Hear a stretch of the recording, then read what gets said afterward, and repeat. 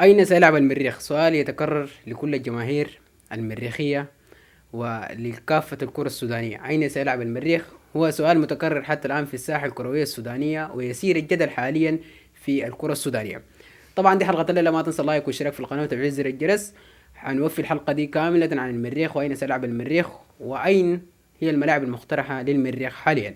ما تنسى لايكك واشتراكك في القناة وتفعيل زر الجرس ليصلك كل جديد. حاليا المريخ يواجه مشكلة وعائق كبير لبطولة دوري أبطال أفريقيا. حتى الآن لم يجد ملعب يكون يلعب فيه.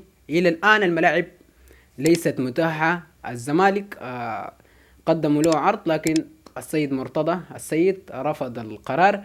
أما هنالك في جوبا ملعب متاح، لكن سوف يتم إجازته في شهر أو أقل من شهر أو 15 يوم، لكن لن يزعف نادي المريخ حاليا. لكذا سوف يواجه المريخ مشكلة كبيرة. وطبعا زي ما عارفين الخلاف اللي حصل بين الهلال والمريخ أو الصوبات وأبو جيبين، اللي كان مفروض الهلال يقبل العرض.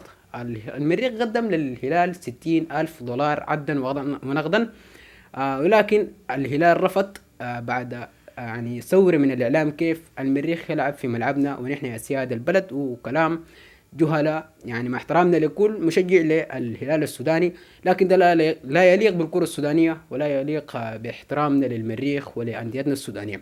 فالمفروض نتكاتف والمريخ يلعب كأنه في أرضه، والمريخ يلعب في ملعب الهلال، ونحن نشوف الود والروح الرياضية بين الفريقين. لكن حتى الآن لم نرى شيء يبشر بين الهلال والمريخ في موضوع الملعب.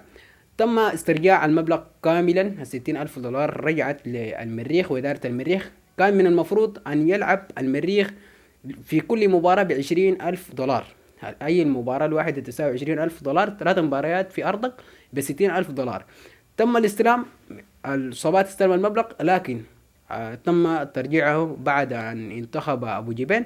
فهنالك مشاكل بين الصوبات وأبو جبين، فنتمنى أن تحل بسلام. أما أين سيلعب المريخ حاليا؟ ليس هنالك ملعب جاهز تماما إلى الآن. هنالك ملاعب كثيرة كما قلنا في بداية الحلقة. ملعب جوبا، ورئيس الشباب والرياضة في جوبا طبعا رحب بالمريخ وقال نحن جاهزين وحنوفي الملعب وحنجهز في أقرب وقت ليجيزوا الاتحاد الأفريقي لكرة القدم الكاف ليلعب فيه المريخ. لكن حاليا الكاف محتاج 10 يوم فقط والمريخ يشوف له ملعب بأسرع وقت. لكن بنحاول انه نشوف اخر الاخبار اللي يمكن تصل للمريخ وتودي المريخ لوين في الملاعب.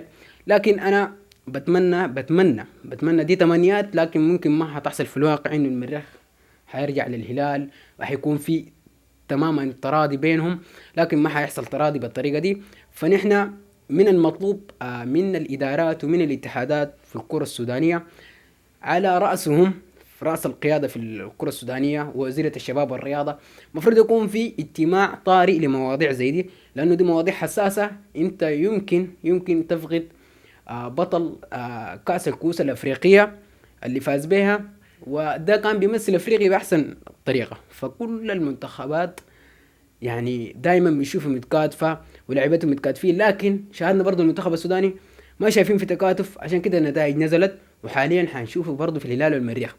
فطبعا انا اقرب شيء انا شايفه انه الهلال يمكن لن يسمح مرة اخرى، والمريخ على ما اعتقد حيلعب في ملعب جوبا، رغم انه ما لحد الان ما تم اجازته للاتحاد الافريقي، لكن بنتمنى الحاجة دي تحصل.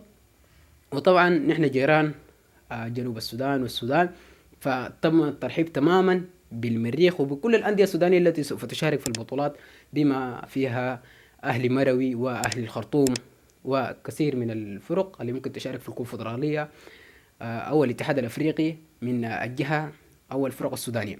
فأنا شايف من وجهة نظري أقرب شيء يمكن المريخ يلعب في جوبا.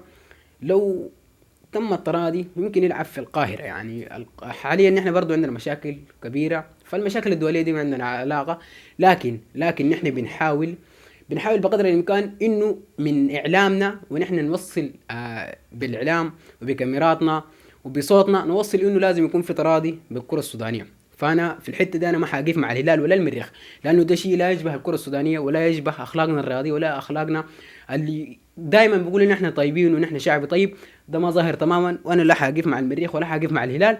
ده مفروض يكون في اجتماع طارئ باسرع وقت، ونحن بنوصل الكلام ده من اعلامنا ومن شاشاتنا التلفزيونيه ومن اصواتنا هنا.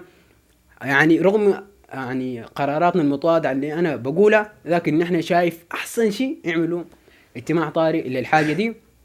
فبنتمنى انه يكون في باسرع وقت حل المشكله دي. فحاليا المريخ يواجه مشكله كبيره، وانا طبعا لخصت لكم الكلام كله. فانا طرحت لكم بنقاط انه يمكن المريخ يلعب في جوبا. وطبعا خلاص العلاقه بين الهلال والمريخ والصوبات وابو جبل انتهت تماما. فان شاء الله تعجبكم الحلقه. وانا من وجهه نظري وبندد وتاني بقول كلام مره اخرى، لازم يكون في اجتماع طارئ، عشان ما يمكن الكره السودانيه تنهار باسرع وقت، ويمكن ما حنشوف تاني القمه هلال المريخ، ويمكن تنزل عقوبات علينا كمان.